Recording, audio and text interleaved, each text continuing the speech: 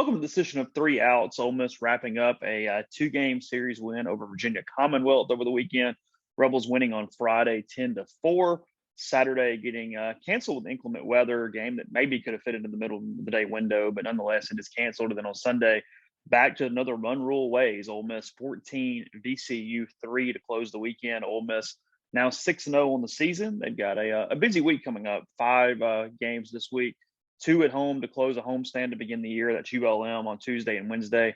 Jack Washburn, Hunter Elliott will get those starts for the Rebels. And then at UCF, the first road trip of the season, coming up for Ole Miss against the Knights next weekend in Orlando. But three things from the course of the weekend, these two games that stuck out to me here today.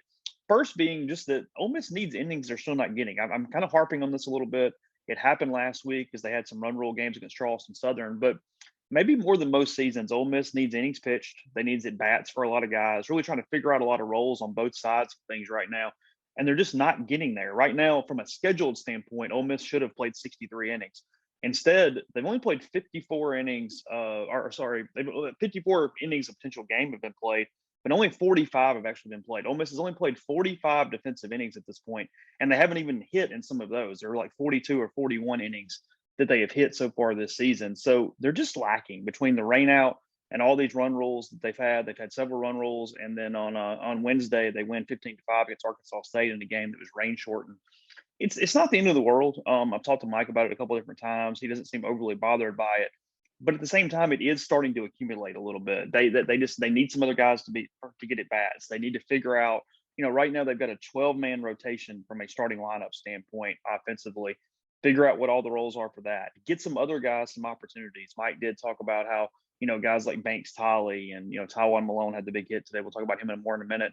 John Kramer, all these guys that potentially could give you something down the road, maybe even the 2023, 2024, or this season, depending on who it is. There's just not a lot of room for opportunities, and that's getting even lessened right now because of the run rules, the rain, and yesterday getting canceled. So at some point, it is somewhat interesting, somewhat critical when you're talking about, up 30% or so of potential defensive innings just have not been played to this point from an Ole Miss standpoint. It's an interesting note as they get into the second full week of the season being gone. Now they're getting into this third weekend coming up with UCF here soon, and then also Drew McDaniel. I know his line wasn't overly impressive. He and John Gaddis throw on Sunday today.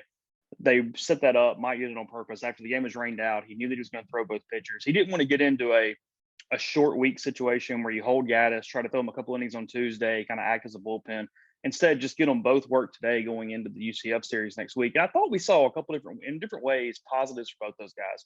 With Drew McDaniel, Ole Miss starts the game horribly. They start the game with a walk, two straight errors, and then a wild pitch. VCU gets a run and then runners on second and third with nobody out before even an out is recorded. And it's pretty brutal in there. And the big thing for McDaniel coming into the season was mentally managing a lot of those things, was handling things when they went poorly and really focusing pitch by pitch.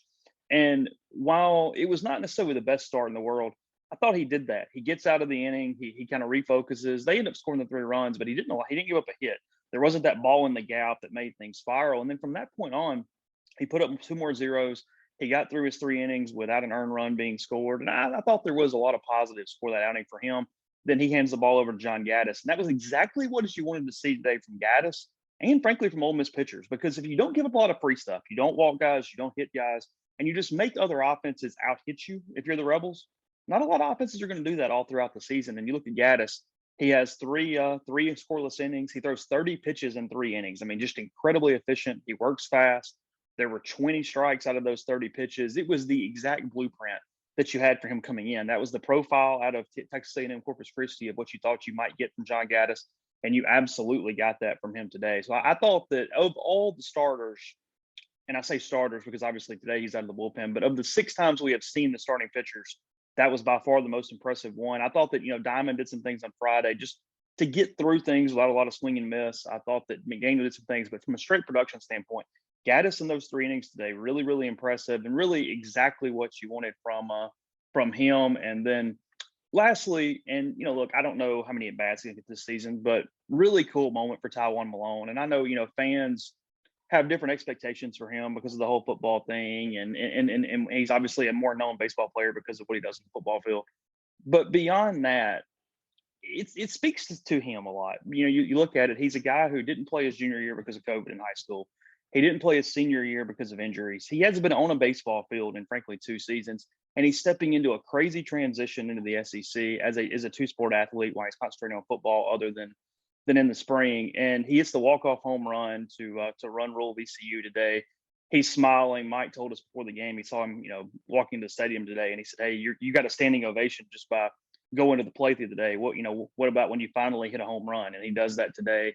Just a cool moment, a great payoff for a kid who has molded in with the baseball roster well. He's loved over there.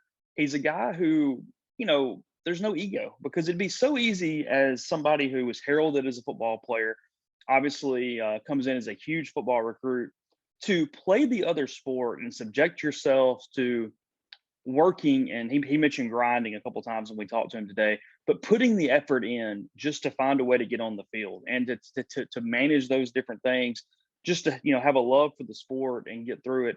You don't see that a ton, and there's not everybody would do that. Not everybody would go away from the sport where maybe they were more heralded, and in a sport where it's the reason necessarily that they got a ton of offers, and work towards something that's passion like Malone has with baseball. So no matter what he does the rest of the season, today was a cool moment.